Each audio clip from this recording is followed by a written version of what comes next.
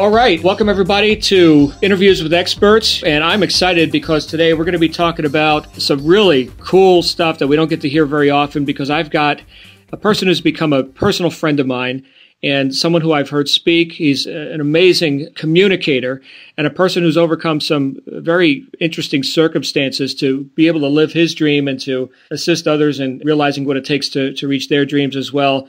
And we are meeting today with Neal Petersen out of Neal, where are you today? Are you in the United States or in your estate in Dominican Republic? Where are you calling it from? John, I'm in the United States. I'm at our South Carolina home, and I just got back here a few days ago. I've been yo-yoing all over the place.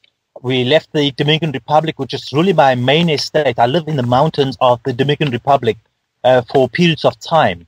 I also divide my time on our yacht, which we've been keeping in the Caribbean, but I'm traveling all over the world. I was in Mexico the week before last. I've been all over the United States, East Coast, West Coast, the northern part of the country, the southern part of the country, Florida, up to Newport, Rhode Island. And next week I'm back in the Caribbean. So my world is truly the world. And it's nice with a laptop, an internet connection, and an audience. I can be anywhere in the world. That's spectacular. You know, I think that correlates beautifully to what a lot of people are looking for in the home business world and community, looking for that freedom, that flexibility, and being able to live a life with options and not just obligations. And of course, home business provides that for people. But obviously, there's a big gap between approaching that starting line and actually crossing the finish line. I know that resonates with you because, well, for anyone who doesn't know, Neal is the first Black man to ever go solo race around the world in a yacht. And actually did the whole world by himself in a race without a crew, without any help. Well, obviously you had a crew. We'll talk about that here in a minute, a ground crew. But that is amazing to me. Just you versus the ocean.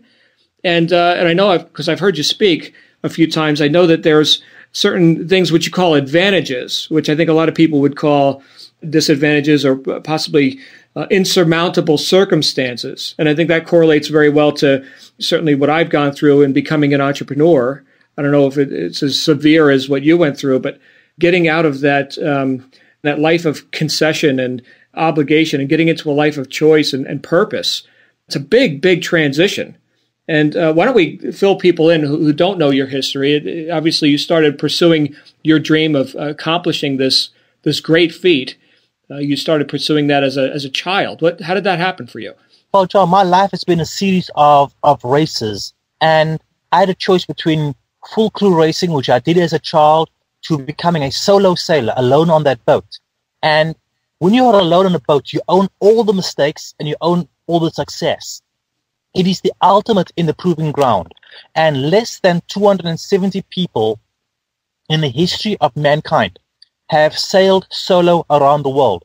For me, it was just enough to sail solo around the world. I mean, some people take years sailing around the world. I want to race solo around the world, the ultimate in the proving ground, the longest race of any kind known to mankind on the planet, 27,000 miles.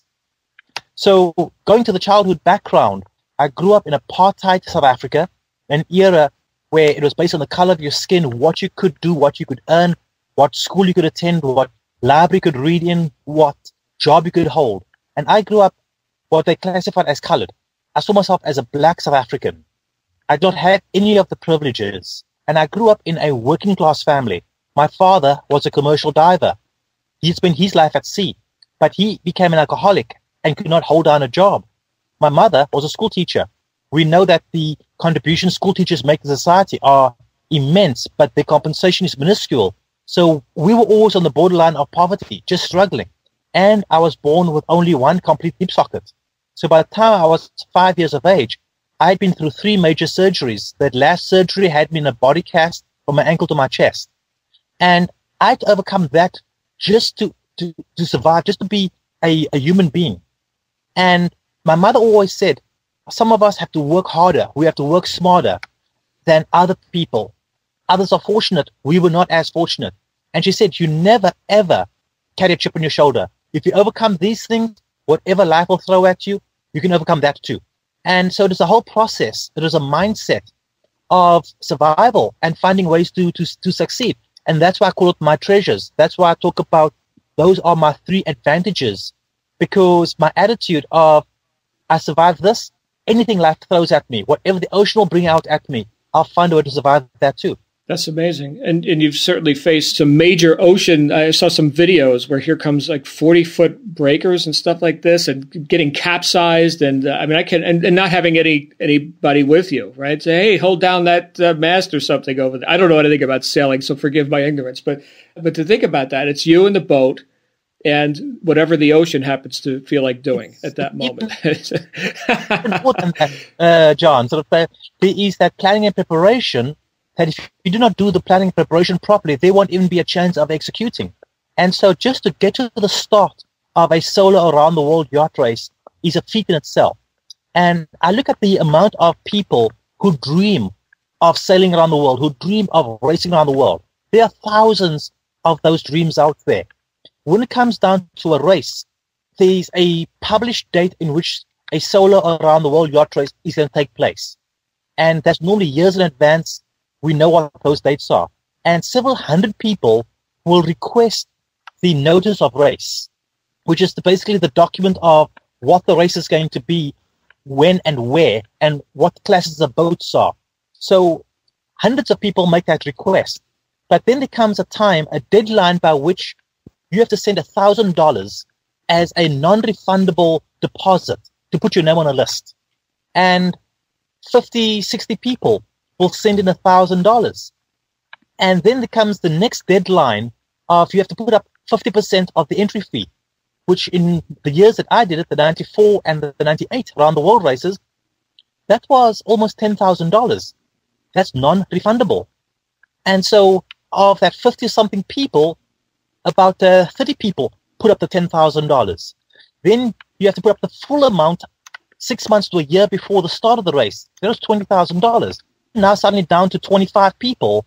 And the day of showing up at the start line, there were 18 of us. So suddenly this playing field of from the want-to-be's to the doers had been substantially reduced by different circumstances, different eliminations that happened along the way. And then those who get to the finish line, there's even fewer of those. In 1994, I did not even make the finish line. I lost my mast in the Southern Ocean, deep in the Southern Ocean. So life is about a series of races, and it's about stepping up to the plate and owning a business and working for yourself is a series of challenges of stepping up to the plate in order to become successful.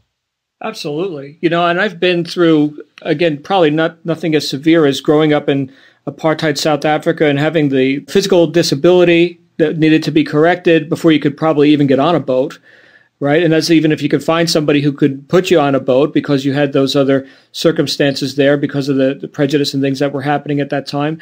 And now, you know, with the poverty and the family, with the father had become an alcoholic and all these things where I think a lot of people might throw in the towel. Well, you actually got to that starting line. But these numbers that you're talking about, I see that correlating with a variety of things, different endeavors in life. Like, for example, I was talking to one gentleman who's very well known for his work in the physical fitness arena. He's made hundreds of millions of dollars with various fitness programs and supplements and this sort of thing. And he was telling me how about 2% of the people who start the program actually finish it. 2%. And it's like, well, that's amazing. But then on the other hand, I thought, well, that's actually not that amazing because I look at, here I am in this home business and entrepreneurship world, and how many people complete what they start. You know, I've heard that success itself is completing what you start. Exactly. And therefore failure itself is not completing what you start, you know. So just having that vision and being able to go for it despite circumstances, you know. But John, it's also, it's a mindset. And when I was racing solo around the world, it came down to I had to win by becoming a sailor. By becoming a sailor, I had to win by having my own vessel. By having my own vessel and getting the experience, I had to find the sponsorship or the economics to get to a start line. So just getting to the start line was a phenomenal journey for most people. But then getting to the finish line, you're dealing with all kinds of circumstances. We'll talk about that in a little while. And everybody who comes back to a finish line is a winner. This sport is so tough. I have friends, I have mentors who lost their lives attempting to do it. We paid with our physical lives. as I mentioned, I was dismasted in the 1994 race deep in the southern Indian Ocean. And I spent the better part of three and a half weeks limping back to port under what's called a jury rig, a piece of a mast standing, because there was nobody out there to help me. I did not want the help. I made a choice to go out there alone. Circumstances overwhelmed me, and I had a choice of perishing or coming back alive with what I had so that I could live another day, to fight another day. That was a setback. In the business arena, we're always going to face challenges, and we're going to have those setbacks. But those setbacks does not mean failure. Those setbacks means finding another way around the circumstance to get into that success line. Yeah, I've heard if success was easy, it would be mediocrity. Exactly. But that's the thing. And how many people have accomplished what you've accomplished? Less than 300, right? So that's a big deal. And there's been a few more than 300 people on the planet in history. So that's man, I'm impressed. I can tell you that what I see for people looking to make it in home business and to enjoy that life and possibly be an international traveler like yourself, be able to have the options that you live the way you want to live and be that self-reliant, self-determined individual.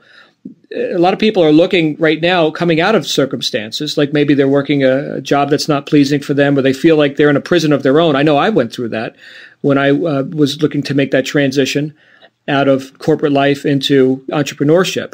And there were some things that were scary about it, certainly, but there was also that major, well, as you call it, an advantage, right? That major dissatisfaction that gave me such contrast, where I could see, well, this is definitely what I don't want, right? I can look at this and I could see very clearly what I wanted to move away from. And then it was just a matter of me deciding, well, what is the contrast of that? Well, here's what I want to move toward. I'm going toward this because this is very obvious to me, these circumstances here. And I think a lot of times with people, they just keep looking at the circumstances and keep trying to get away from something, but never really decide for themselves that destination. And like the old saying, man who shoots at nothing, sure to hit it, right? We've got to find that why, that destination. And you've done that. We've got to have that hope. And for me, when I lay in that hospital bed in a body cast as a child, my only window to the world happened to be through some books, through some magazines. And I saw in these magazines pictures of beautiful boats gliding across the water. I saw tropical blue waters with white sandy beaches and palm trees and luscious vegetation. That gave me hope of a better world, hope of better circumstances. But hope is not enough. We have to follow through with action. And my early action started in public libraries. I went and read every book that I could read about solo sailing, about round-the-world voyages, about the true adventurers. And those books made such a powerful impression on me. I became hungry. I was hungry to learn more. I was hungry to experience more. Our capacity for learning is huge. And public libraries are a fantastic tool. I've built many corporations starting in public libraries. Even after I'd become very successful as a businessman, I keep going back to libraries. I keep going back to reading, because we do not perish from what we know. We perish from the unknown. So the more we can know, the more we can broaden our horizons, the more successful we can become. Thank you for mentioning that. As you know, I've been studying human potential and personal growth and why people succeed, why a lot of people don't succeed. I've been reading for over 25 years because unlike the popular saying, ignorance is bliss, I disagree. I think ignorance is a living hell. I gotta know what to do, right? I gotta have some competence, right? Because from competence comes confidence. And that makes all the difference in business and I would imagine in sailing as well. But you had this idea of just even getting to the starting line or being prepared once you're on the water. Okay, there had to be some team. There had to be some support.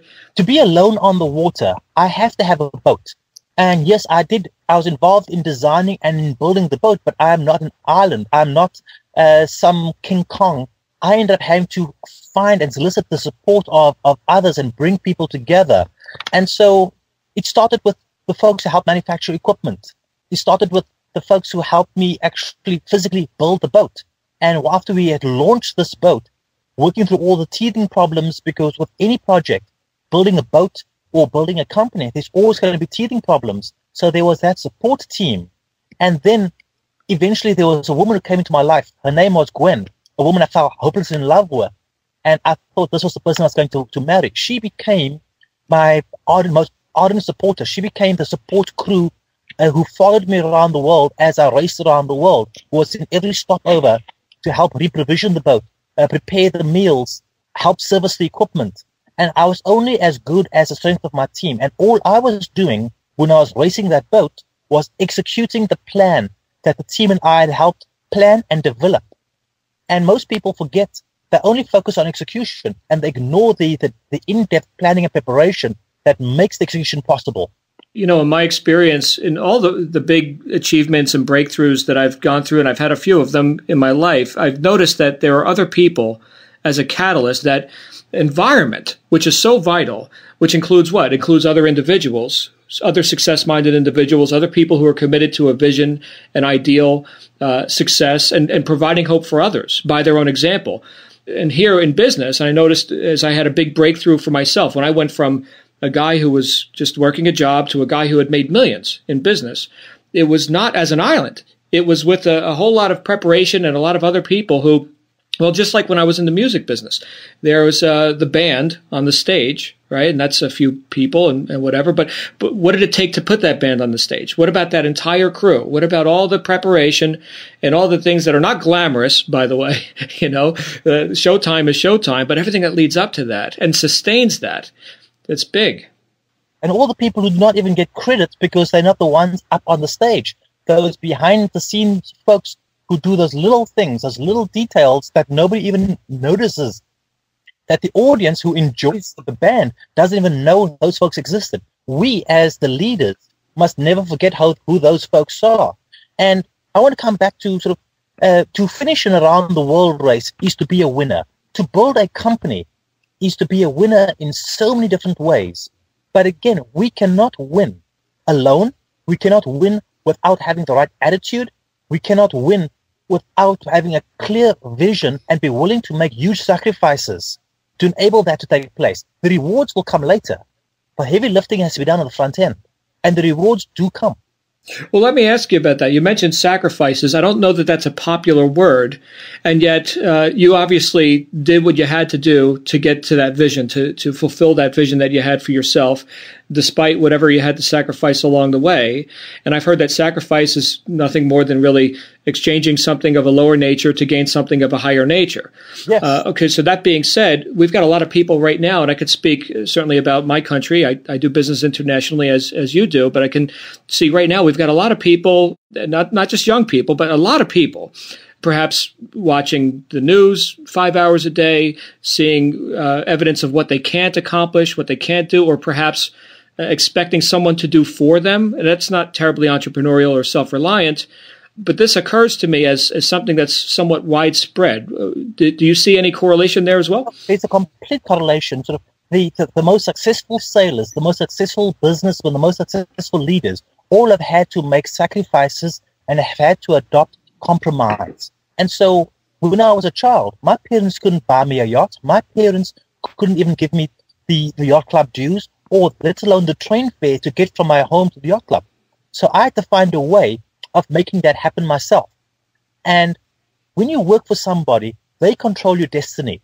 When you work for yourself, you control your destiny. Which side of the equation do you want to be on? Do you want somebody else controlling your destiny, or do you want to control your own destiny? And so as a child, I knew I had to pay my own way. So I made sacrifices of my weekends, of my holidays. When wealthy yachtsmen dropped things overboard, my father, who had taught me to snorkel, I could dive down and retrieve that and charge them a few dollars. I would save those dollars so I could invest in buying a wetsuit, investing in myself. And with that wetsuit, I could stay in the water for longer. And it was cold waters. It was not always fun work, but I knew the hard work and the smart work was going to pay off, because in order to own a yacht, I was going to need a certain amount of capital. And capital doesn't fall to the sky. We have to build success incrementally. And so I knew I needed to have my first career in order to support my second career, and realize that, life, we're going to have a series of careers, but the principles of success are going to be the same throughout those series of careers. And so the hard work, the gaining of the knowledge, the reading, the building, the support network, and supporting others in their dreams, their goals, and forming the partnerships were critical. And so for me, it was to become a commercial diver, because commercial divers made a lot of money and they traveled all over the world. I wanted to make money. I wanted to travel. I wanted to be a part of a team. And commercial diving is high-risk business. People there die as well. People get injured. So to mitigate those risks, and I'm not suicidal, so to mitigate those risks, I had to go to the world's best commercial diving school. That school was Los Angeles, California. I'm a kid in South Africa. That's the other side of the world. That's another country, another culture. And again, the money I had saved and did not squander. When my friends were earning pocket money, some of them were buying cigarettes. Some of them were going out and having wild times with their girlfriends.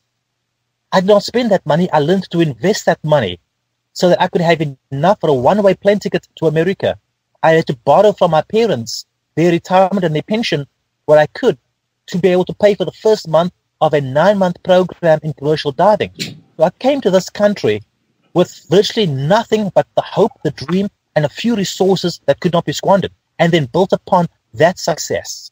I see. So, Neal, basically, you wanted to have more control in your life, so you took responsibility for that. Exactly. Yourself, right? Because how else do you get control if you don't take responsibility? That's interesting. And what do you see now? I mean, obviously, you've transitioned. You've lived that dream. Okay, we're fast forwarding a bit here. You've completed at least one, maybe two round the world races. How many times have you done this? I've entered these. First, let me reiterate.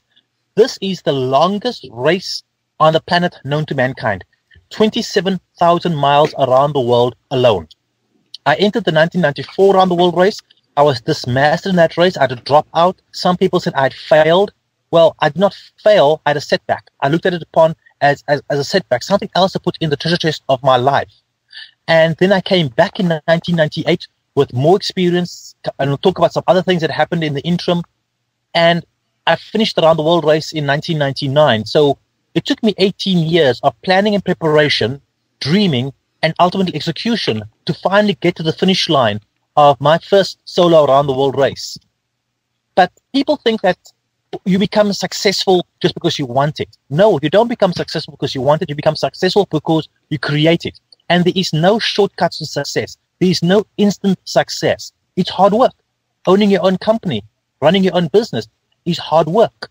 And so many people are looking for, oh, just give it to me. Just give me something that's easy to sell. Or just give me, I want life easy. You do not become successful the easy way. In America, we do a huge disservice to our young people. We just give them so much. And I look at what I call my young chickling scenario. When there's a chick about to hatch, if the mother bird goes and picks open the shell to make it a little bit easier for that chick to emerge, that chick is doomed. That bird will never reach full maturity. That chick has to fight its way out of the shell and spread its wings and take its first breaths before it can really learn to fly and be successful. And so it's called tempering. We cannot allow ourselves to fail because, oh, it was too hard. We cannot allow ourselves to give up because, it was too much work. It takes too long. Success takes time. It takes positioning.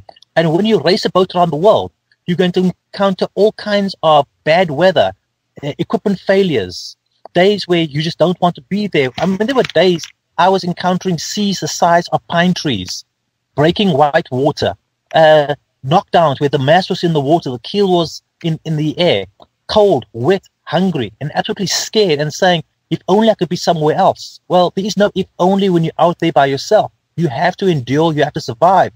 Because the one thing I learned racing around the world is there's only one thing we guaranteed, and that is change. Everything will change.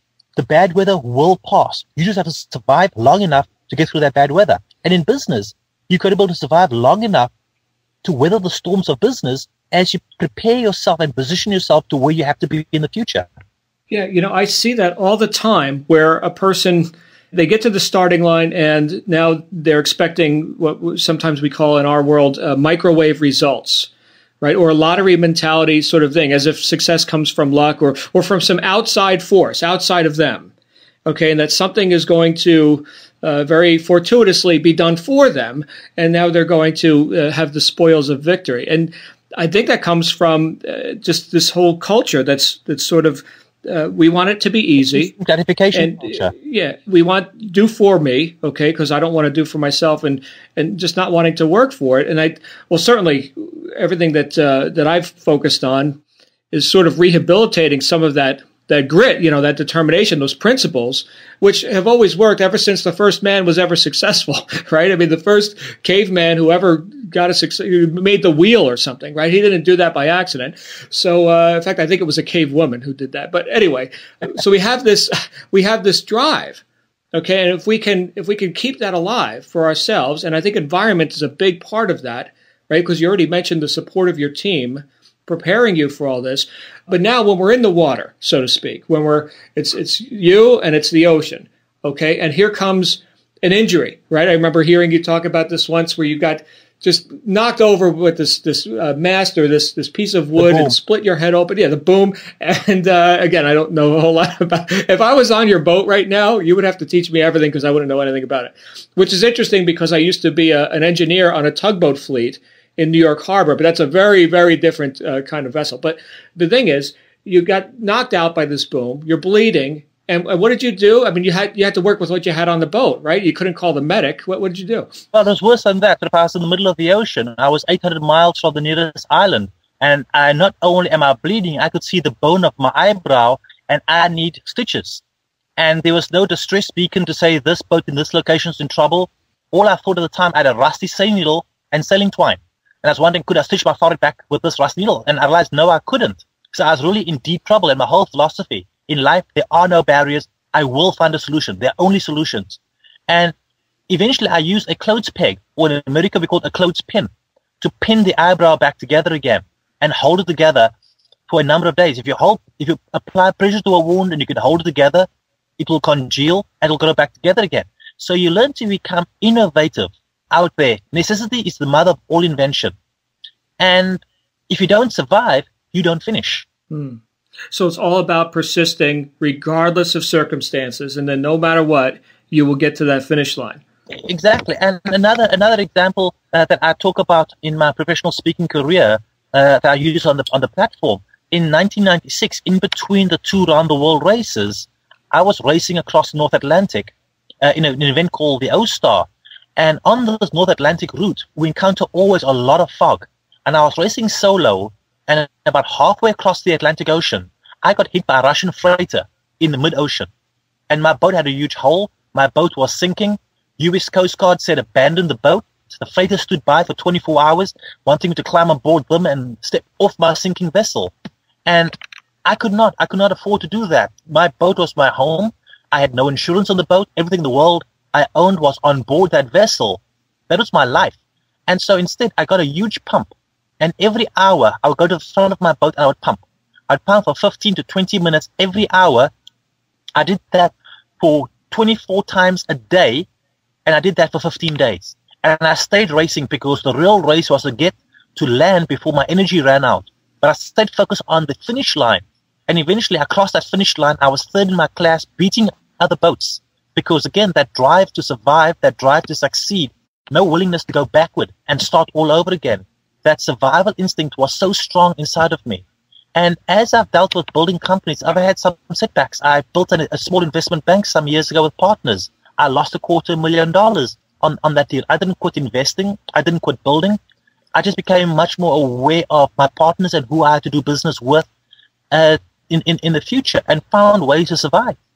That is spectacular. Thank you for sharing that. I've had people throughout my years in assisting people in getting started as entrepreneurs and building their own businesses. I've encountered a huge, more than my share of people, I think, who have said, well, I tried to be an entrepreneur. I tried a home business, or I tried this deal or that deal. And, I lost $500 or I lost $5,000 or some sort of stuff like this. Here you are. With a $250,000 mistake. And what's interesting to me is that immediately after saying that, you cited, well, here are the people involved. And one thing, Neal, that's come up for me again and again and again, and I'll say it like this, is that at least as important as what business you do is who you're doing it with.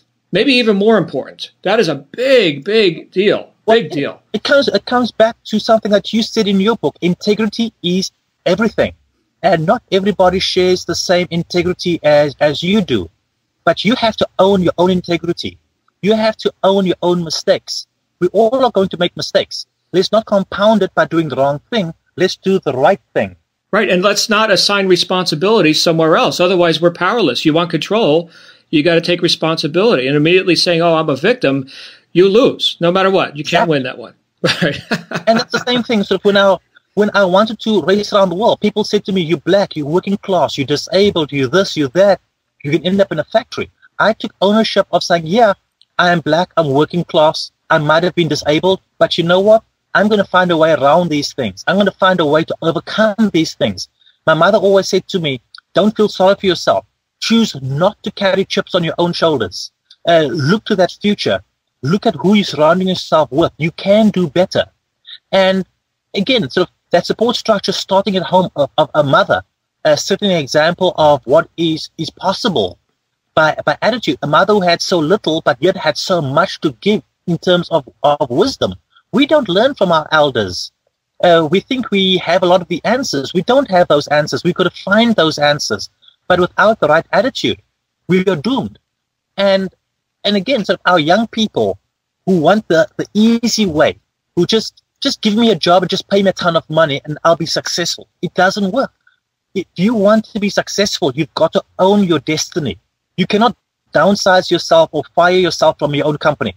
But a boss can fire you anytime he likes or downsize you anytime the circumstances so warrant. But when you are an owner of a company, of your own business, you are an owner of your own destiny. And when you face challenges, you find the ways around because it's do or die. That's right. Now, at this point in your life, Neal, you've lived that dream of being the round-the-world racer in the yacht, the solo yacht.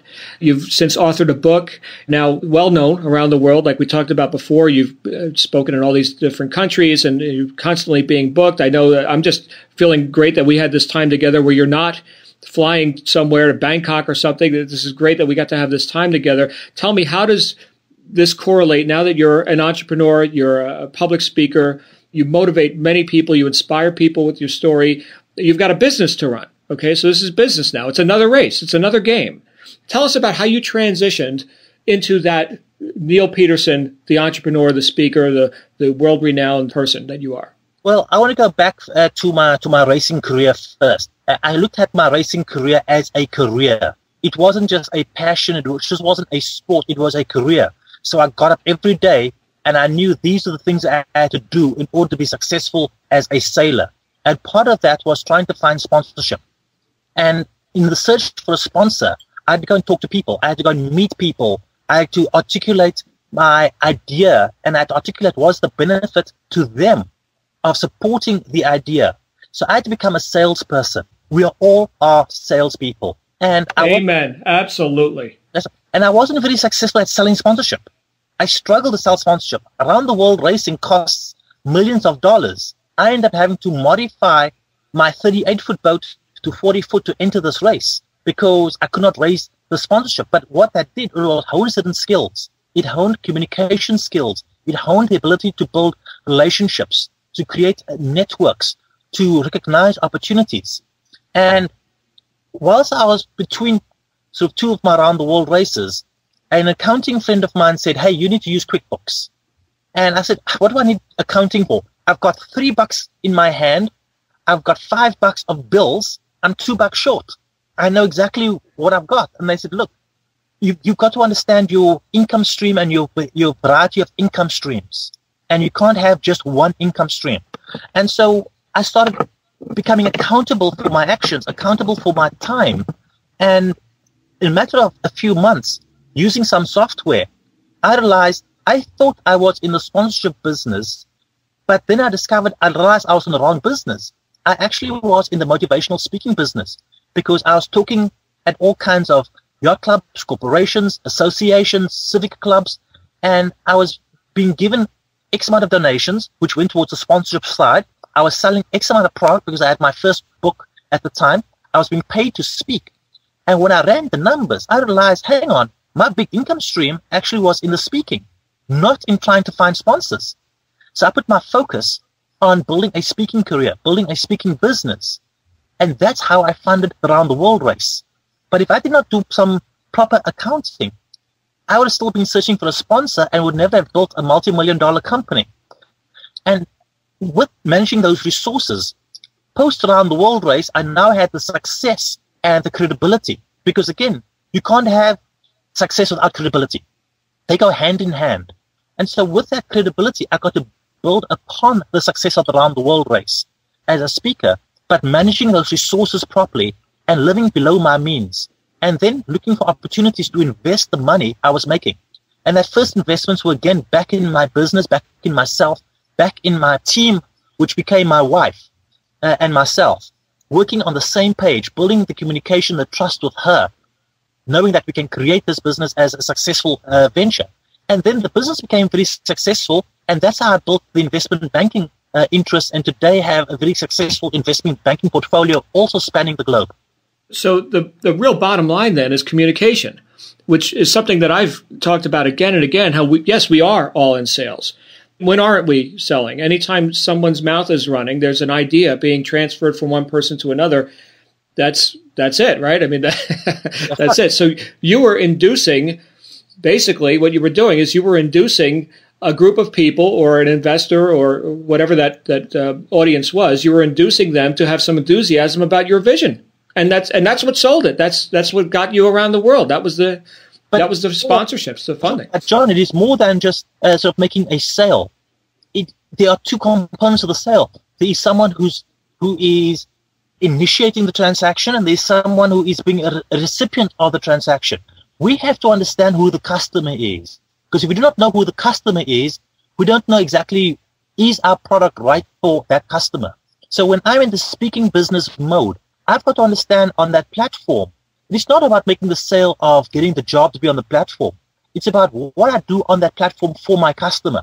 I have to energize that audience. I have to educate that audience. I have to entertain that audience. I have to educate. That is the operative word, is educate that audience to be elevated so that they were better before that keynote, after the keynote.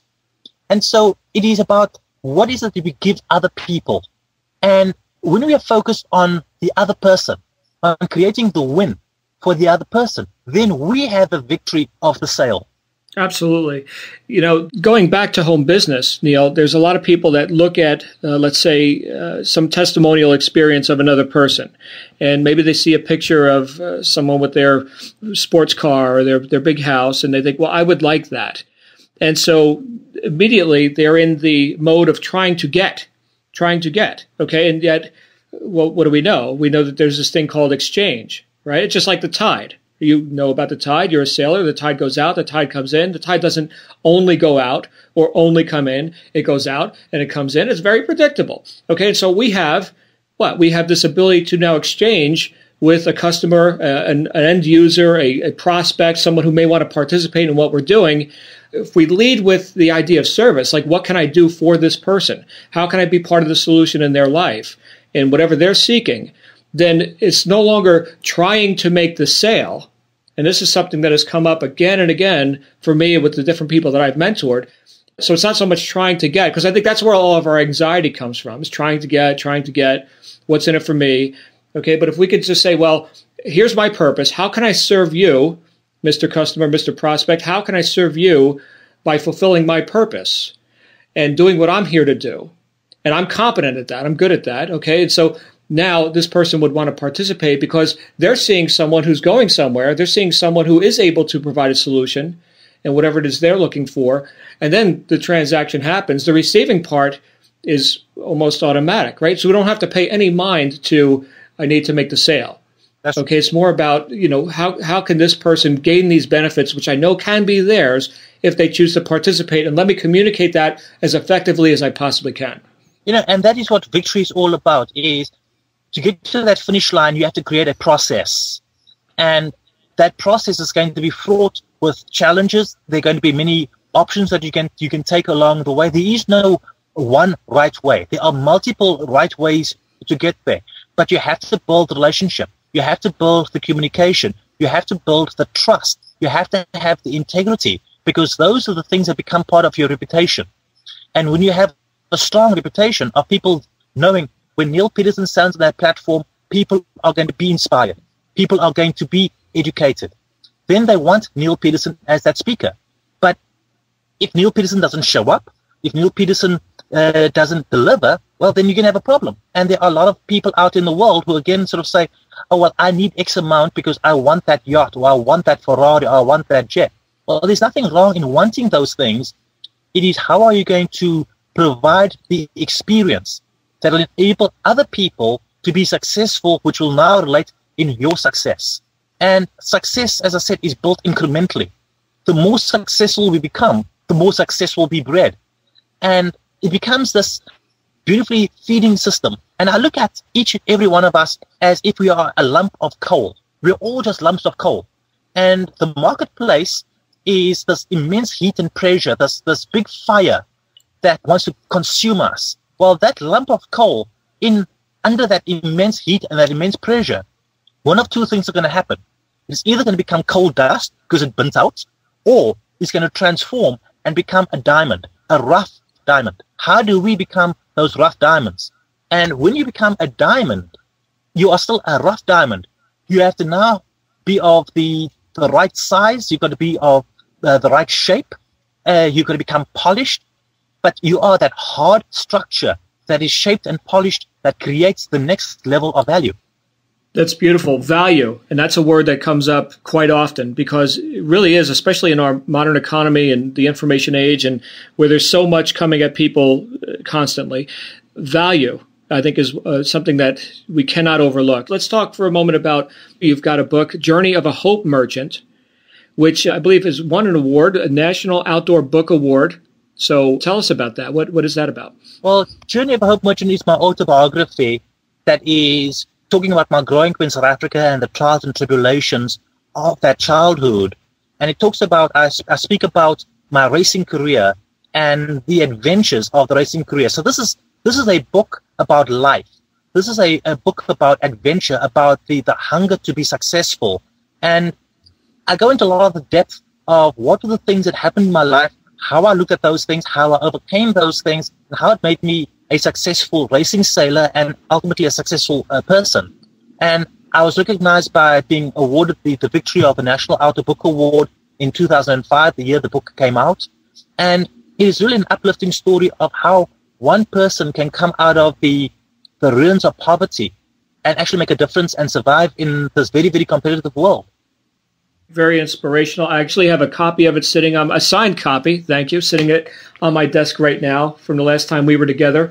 It's fun writing and it's fun being on the speaking circuit because on the speaking circuit, I'm meeting some incredible people. I'm hearing some other incredible stories from our audience members of what's happened in their lives and what they've had to overcome. And so the two components go hand in hand. How can we make a difference in the lives of others? And John, I want to talk to you for a second and this audience about being significant. We all strive to be successful. How do we measure success is an important element. And some people measure it by the size of their house or the kind of car they drive or the expensive vacations. Doesn't matter what your definition of success is, there comes a point where we can define success. But I want to talk about becoming significant. And when you get beyond just the pure economics of success, it is how can you make a difference in the lives of others. And so we are out living in the Dominican Republic because we are working with trying to create female entrepreneurs. There's an old saying that Greg Mortensen spoke about in 3 Cups of Tea, another book that you should be reading. And Greg says, if you educate a boy, you educate an individual. If you educate a girl, you educate a community. And today we all have to become teachers. We have to find ways of educating our young people. And in our significance component, it is how can we empower young women around the world, especially in third world countries, to become a voice, to become heard, to become effective in what they can do and make a difference in the lives of people. So my focus is on helping young women being successful and helping society become successful. And we need to make it a mission of ours to ensure that the next generation is going to be successful because we have paved the way for them. Absolutely. You know, that directly correlates to what we're doing here with home business and the entire home business industry. Because, Neal, I've often said that there's a byproduct of a person's success, and it's a very significant byproduct. And what that byproduct is evidence to the other person who right now is wondering whether they could be successful, wondering whether or not they could have a life of choice and freedom and all this sort of thing. And if I'm successful, or if anyone listening to us right now, if you choose to act on these principles, these ideas, to get through whatever the barriers are, no barriers like Neal talks about, and to demonstrate and to openly display that success to other people who you may not even know are looking, you become part of the solution in their life. That's right. And if you don't do that, here's the contrast. If you don't do that, you're part of the problem, right? You're part of the failure statistics that, oh, nobody makes it in business and why bother trying? Just, live in quiet desperation and apathy and why bother, right? Neal, you're a poor black kid from South Africa. None of your people get on yachts and do all this sort of thing. Stop dreaming, get to the factory, right? So I think you're either part of the problem or you're part of the solution. And I'll tell you, and I'm saying this very, very sternly here, I'd rather have a bullet in my head than be part of the problem. Okay, I have to be part of the solution. Exactly. And so my success is bigger than John gets to buy a nice car or something, right? How insignificant. John gets to be an open demonstration to other people. And if it's just hope, if we just start with hope, well, that's part of it, right? But then from there, where does that grow? When a person gets that self-belief, like you're talking about educating these young ladies to have that self-belief and to become entrepreneurs, what is the significant trickle effect, or what's been called the butterfly effect? Who are they going to touch when you and I have left the planet, right? When our time is done, and now something was put in motion there. We may not know all those circumstances that come from that or the ramifications of our actions, but we know that if we take right action now, we became part of that solution. And here's a part of the selfish survivalist mindset that we all innately have in us. One day, you and I and many of our listeners are going to be too old to make decisions for ourselves. And so somebody else is going to make those decisions on our behalf. If we don't like what those decisions are, it's not because we failed ourselves, it is because we failed the next generation. So it is so important for us to be focused on the businesses that we build. We build with ethics, we build with integrity, we build with clear visions that benefit people, that benefit our society. There's nothing wrong in being a capitalist. There's nothing wrong in making a ton of money. But we must make sure we do it ethically and bring people along with us. And one day, when we can't make those decisions for ourselves, somebody will make the right decision that impacts us and perpetuates the decisions for the next generation. That's right. So there is really no being an island, is there? There is no being an island. And today we are in a global society. What happens in one part of the world, what's happening in Egypt or happening in Libya has an impact on us here in the United States. Our policies in the United States have an impact on what's going to happen in China. We are all interconnected. Absolutely. This obviously flies in the face of a lot of the short-sighted thinking that seems to be perpetuated in mass media and this sort of thing. And Neal, it's, I could see why we resonate so well, because we both are consistently considering our contribution, our significance. And I could speak, I think, for a lot of the people in the home business industry. They're giving-natured people. They want to give. They want to be a part of that solution, right? They're not living in apathy. They're not living in quiet desperation. They're doing something about it. And so they all get my respect. Sometimes we hear the statement, oh, well, one person can't make a difference. Well, try being a mosquito in a banquet room that is packed. That one mosquito can make a huge difference. That's great. Yeah. Realize that yes, one person does make a difference. It might be a small difference, but it has a ripple impact. And there's an old story that goes something like a kid is on the beach and an old man is walking down the beach and he sees the tide has gone out and this kid is walking and picking up starfish. And he picks up a starfish and throws it in the water. And he walks to the next one and picks up a starfish and throws it in the water. And the old man walks up to him and says, "What are you doing?" He said, "I'm saving starfish." And the old man looks down the beach and he looks up the beach and he says to the kid, "But there's so many starfish. There's so much beach. You can't possibly save them all." And the kid reaches down, picks up one starfish, throws it in the water and says, "I saved that one." And that's sometimes all we have to focus on is the one at a time that we can save. And eventually we'll make a big enough impact on that entire beach. That's right. It's like what you talked about before, when anyone who finishes the race is a winner, right? And so often we compare our insides to other people's outsides, and we say, well, since I'm not driving a Ferrari, I'm not a success, or I'm not credible. You talked about credibility before. And people looking for this false idea or someone else's idea about what success is, and diminishing their own belief in themselves in the process, and it's so unnecessary. Let's get down to the nuts and bolts of actually defining what success is. When I was a child in South Africa, having a meal every day was being successful. Having a roof over my head was being successful. I know people who sort of said, I just wish I could have 4 walls and a roof that doesn't leak, and I'll be successful if I can afford that. Somebody else saying, if I can just have running water and indoor plumbing, I'll be successful. So our different definitions of success. I heard one person complaining about how bad life was because he couldn't afford to buy a new jet, and he couldn't afford the price of fuel for his existing jet, and he felt he was a failure. So we've got to get real about what success is and what success means. What it means to one person doesn't mean the same thing to somebody else. But we have to recognize some of us can be extremely fortunate, and we must remember the journey we have made to become these successful individuals. Yeah, that's profound. And you know what? We're going to read more about that journey in your book, Journey of a Hope Merchant. Neal, I want to thank you for spending all this time with us. And once again, Neal's website is no-barriers.com.